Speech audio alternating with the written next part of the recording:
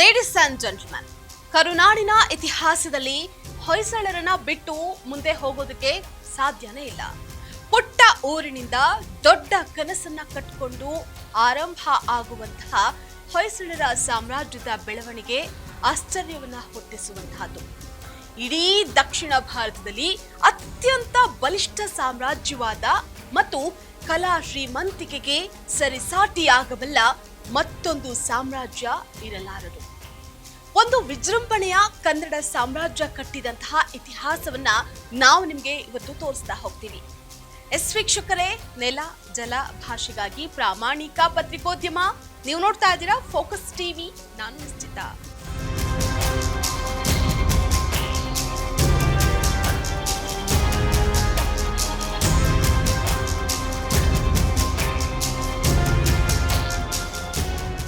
ಉತ್ತರ ಭಾರತದ ಮೇಲೆ ವಿದೇಶಿಗರು ದಾಳಿ ಮಾಡ್ತಾ ಇದ್ದಂತಹ ಕಾಲ ಅದು.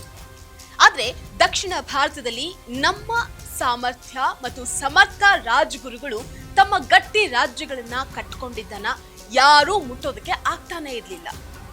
ಕ್ರಿಸ್ತ ಶಕ 10 ಹಾಗೆ 11ನೇ ಶತಮಾನದಲ್ಲಿ ಕರ್ನಾಟಕದ ಮಲೆನಾಡು ಪ್ರದೇಶದಲ್ಲಿ ಹೊಯ್ಸಳರು ತಮ್ಮ ಸಾಮ್ರಾಜ್ಯವನ್ನ ಕಟ್ಟಿ ಅಧಿಕಾರವನ್ನ ನಡೆಸ್ತಾರೆ. 2ನೇ ನೃಪಕಾಮ ಹೊಯ್ಸಳರ ರಾಜವಂಶ ಸ್ಥಾಪಕ.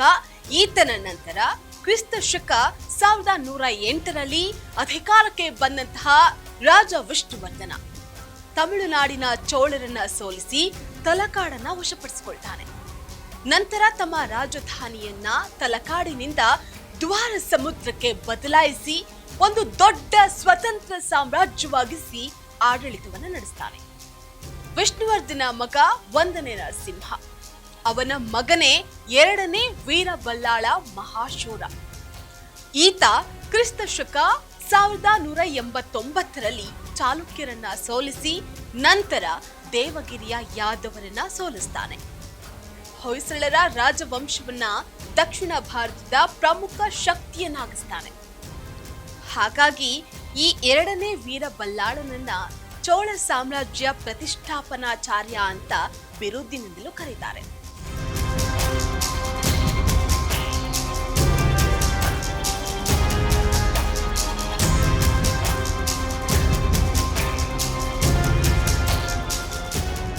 ತಮಿಳುನಾಡಿನ ಚೋಳರು ಅಲ್ಲಿನ ಪಾಂಡ್ಯರ ವಿರುದ್ಧ ಸೋತು ರಾಜಭ್ರಷ್ಟರಾದ ಸಮಯ ಸದುಪಯೋಗ ಪಡಿಸಿಕೊಂಡಂತಹ 2ನೇ ವೀರಬಲ್ಲಾಳ ಪಾಂಡ್ಯರನ್ನ ಸೋಲಿಸ್ಬಿಡ್ತಾನೆ. ತದನಂತರ ತಂಜಾವೂರಿನ ಅಧಿಕಾರವನ್ನ ಚೋಳರಿಗೆ ವಹಿಸ್ತಾನೆ.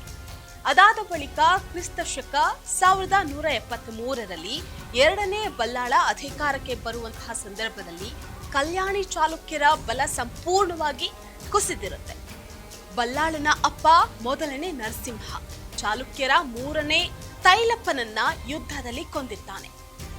ಆ ವೇಳೆಗಾಗಲೇ ಚಾಲುಕ್ಯರ ರಾಜ್ಯವನ್ನ ಕಳಚೂರರ ಬಿಜ್ಜಾಳ ಆಕ್ರಮಿಸಿಕೊಂಡಿದ್ರಿಂದ ಹೊಯ್ಸಳರಿಗೆ ಕಲ್ಯಾಣದ ಮೇಲಿನ ಹಕ್ಕು ಸಿಕ್ಕೋದಿಲ್ಲ. ಅದಲ್ಲದೆ 1ನೇ ನರಸಿಂಹ ಕಳಚೂರಿನ ಬಿಜ್ಜಾಳನ ಮೇಲಿನ ಯುದ್ಧದಲ್ಲಿ ಸೋಲನ್ನ ಅನುಭವಿಸ್ತಾನೆ.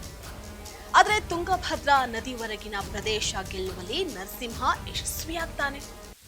21ನೇ ವರ್ಷಗಳ ಕಾಲ ಅಧಿಕಾರ ನಡೆಸಿದಂತಹ ನರಸಿಂಹ ಅದೊಂದು ದಿನ ತನ್ನ ಮಗನಿಂದಲೇ ಬಂಡಾಯ ಎದುರಿಸಬೇಕಾಗಿ ಬರುತ್ತೆ. ನರಸಿಂಹನ ಮಗ 2ನೇ ವೀರಬಲ್ಲಾಳ ಅಪ್ಪನನ್ನ ಗದ್ದುಗೆಯಿಂದ ಇಳಿಸಿ ತಾನೇ ಅಧಿಕಾರವನ್ನ ಕೈಗೆತ್ತಿಕೊಳ್ತಾನೆ. ಹೊಯ್ಸಳರಲ್ಲಿ ಅಧಿಕಾರಕ್ಕಾಗಿ ಕಿತ್ತಾಟ ಆರಂಭ ಆಗುತ್ತೆ. ಈ ವೇಳೆಗೆ 2ನೇ ವೀರಬಲ್ಲಾಳ ಅಧಿಕಾರಕ್ಕೆ ಬರ್ತಾನೆ. ಇದೆಲ್ಲದರ ನಡುವೆ 1189ರಲ್ಲಿ ಯಾದವ ಅರಸ 5ನೇ ಬಿಲ್ಲಮ ಚಾಲುಕ್ಯರ ಮೇಲೆ ದಾಳಿ ಮಾಡಿ ಕಲ್ಯಾಣಿಯನ್ನ ವಶಕ್ಕೆ ತೆಗೆದುಕೊಳ್ತಾನೆ.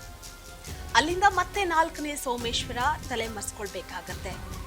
ಈ ವೇಳೆ ಚಾಲುಕ್ಯರ ಅರಸ ಬಂದು ನಿಂತಿದ್ದು ಬನವಾಸಿಗೆ.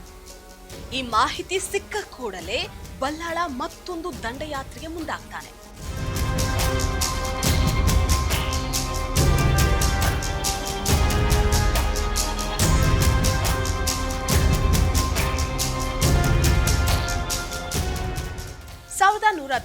ರ ಮೊದಲಿಗೆ ಬನವಾಸಿಯಲ್ಲಿ ಇದ್ದಂತಹ ಚಾಲುಕ್ಯರ ಮೇಲೆ ಮುಗಿಬೀಳ್ತಾನೆ. ಅಲ್ಲಿದ್ದಂತಹ ಚಾಲುಕ್ಯರ ಅರಸ 4ನೇ ಸೋಮೇಶ್ವರನನ್ನ ಸೋಲಿಸಿ ಬನವಾಸಿಯನ್ನ ಗೆದ್ದುಕೊಳ್ತಾನೆ. 1191ರಲ್ಲಿ ಯಾದವರ ಮೇಲೆ ಯುದ್ಧ ಸಾರಿದಂತಹ ಬಲ್ಲಾಳ ಅವರನ್ನ ಲಕ್ಕುಂಡಿವರೆಗೂ ಓಡಿಸ್ಬಿಡ್ತಾನೆ. ಹೊಯ್ಸಳರ ಗಡಿಯನ್ನ ಮಲಪ್ರಭೆಯನ್ನ ವಿಸ್ತರಿಸಿದಂತಹ ವೀರ ಬಲ್ಲಾಳ 1192ರ ಹೊತ್ತಿಗೆ ಬಲ್ಲಾಳ ಹೊಯ್ಸಳರ ರಾಜ್ಯವನ್ನ ಸಾಮ್ರಾಜ್ಯವಾಗಿ ಘೋಷಿಸಿದ್ದಲ್ಲದೆ ತನ್ನನ್ನ ತಾನು ಸಾಮ್ರಾಟ ಅಂತ ಘೋಷಿಸಿಕೊಂಡ. ಅಲ್ಲಿಂದ ಹೊಯ್ಸಳ ರಾಜ್ಯ ಸಾಮ್ರಾಜ್ಯವಾಗಿ ಬದಲಾಯಿತು. ಎರಡನೇ ವೀರ ಬಲ್ಲಾಳನ ಹೊಡೆತಕ್ಕೆ ಹಾನ್ಗಲ್, ಹಲಸಿ, ಬನವಾಸಿ, ನೊಳಂಬವಾಡಿ, ಬಾಗಲಕೋಟೆ ಹಾಗೆ ಗುಲ್ಬರ್ಗ ಆಳ್ತಾ ಇದ್ದಂತಹ ರಾಜರೆಲ್ಲರೂ ಕೂಡ ಹೊಯ್ಸಳರ ಸಮಾಂತರರಾಗುತ್ತಾರೆ.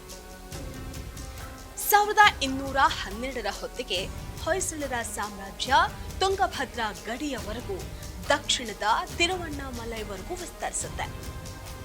ಇತಿಹಾಸಕಾರರ ಹೇಳಿಕೆಯಂತೆ ವೀರಬಲ್ಲಾಳ ತನ್ನ ಅಜ್ಜ ವಿಷ್ಣುವರ್ಧನನಷ್ಟೇ ಪ್ರಕಾಶಿಸ್ತಾ ಇದ್ದಂತೆ. ವೀರಬಲ್ಲಾಳನ ಕಾಲದಲ್ಲಿ 1173ರಲ್ಲಿ ಅಧಿಕಾರದ ಚುಕ್ಕಾಣಿ ಹಿಡಿದಂತಹ ವೀರಬಲ್ಲಾಳ 1220ರಲ್ಲಿ ತನ್ನ ಮಗನಿಗೆ ಅಧಿಕಾರವನ್ನ ಬಿಟ್ಟು ಸಾವನ್ನಪ್ಪುತ್ತಾನೆ. ಅವನು ತನ್ನ 47 ವರ್ಷಗಳ ಸುದೀರ್ಘ ಅಧಿಕಾರದ ಅವಧಿಯಲ್ಲಿ ಬಹಳಷ್ಟು ವರ್ಷ ಯುದ್ಧ ರಂಗದಲ್ಲೇ ಕಳೆದಿದ್ದ. ವೀರಬಲ್ಲಾಳನ ಕಾಲದಲ್ಲಿ ಸಾಕಷ್ಟು ದೇವಾಲಯಗಳ ನಿರ್ಮಾಣವಾಯಿತು. ಚಿಕ್ಕಮಗಳೂರಿನ ಅಮೃತಪುರದಲ್ಲಿರುವಂತಹ ಅಮೃತೇಶ್ವರ ದೇಗುಲ ನಿರ್ಮಾಣ ಮಾಡಿದ್ದು ಇದೇ ವೀರಬಲ್ಲಾಳ. ಹಳೆಬೀಡಿನ ಕೇದಾರನಾಥೇಶ್ವರ ದೇವಾಲಯ, ಹಾಸನ ಜಿಲ್ಲೆಯ ಮೊಸಳೆಯಲ್ಲಿರುವಂತಹ ಚನ್ನಕೇಶವ ಹಾಗೆ ನಾಗೇಶ್ವರ ದೇವಾಲಯಗಳು, ಬೆಳವಾಡಿಯಲ್ಲಿರುವಂತಹ ವೀರನಾರಾಯಣ ಮಂದಿರ ಬಲ್ಲಾಳನ ಕಾಲದಲ್ಲಿ ನಿರ್ಮಾಣ ಆದವು.